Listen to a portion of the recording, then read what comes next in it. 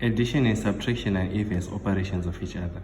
For example, if I say the number for the number 3, for this number 3, for example, the inverse of 3 is equals to, the inverse of 3 is equals to minus 3. The inverse of minus 7 is equals to 7. In order to subtract an integer, you can add its inverse.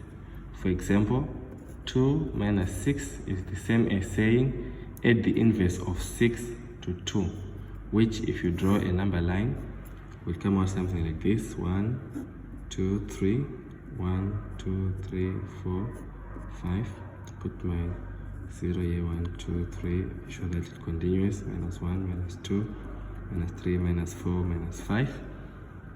So what will happen here is I will move 6 places to the left, starting from 2, 1, 2, 3, 4, 5, 6.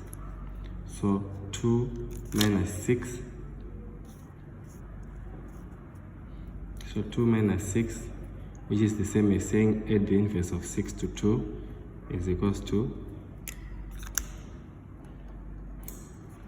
minus 4.